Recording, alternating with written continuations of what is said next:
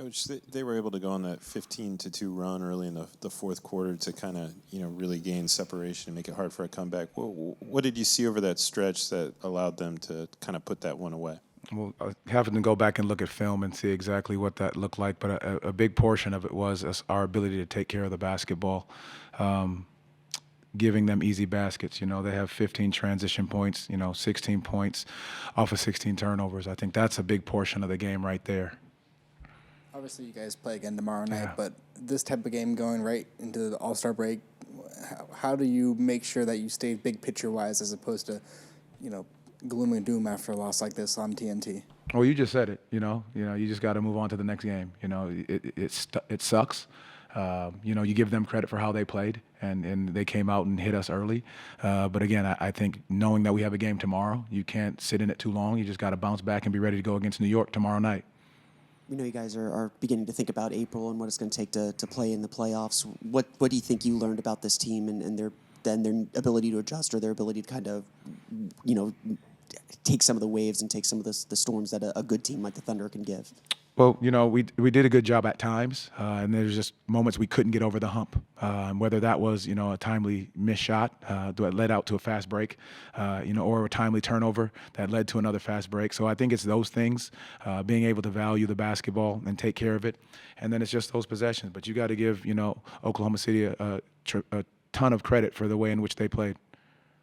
Do you, knowing that this was a lot of guys' first game on national TV, do you feel like there's nerves or there's anything like that with that? I did not sense that from our guys at all. I think they came out the right way. There was a right amount of focus, the right amount of energy, starting off the game that right way. Again, Oklahoma City played a hell of a basketball game, made a ton of shots. And, again, you go back and look at the film and see exactly where we can adjust, but we got to move on and get to New York tomorrow and be ready for New York tomorrow. Coach, Markelle was the only starter out there to not play 20 minutes tonight. Was a plus out there on the floor.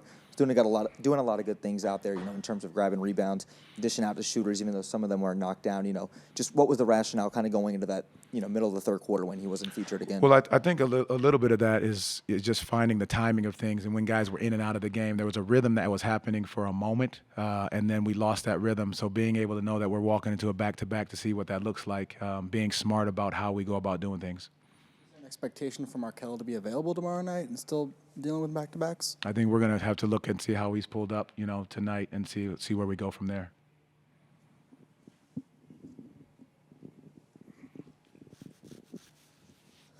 Jamal, you talked pregame about how there are parallels between the way they're building and the way you're building, and I know in the moment it kind of stinks, but how much are you going to point to some of the things that they can, some of the ways they've separated themselves, and say this is just where we got to get to? These are the things we've got to do.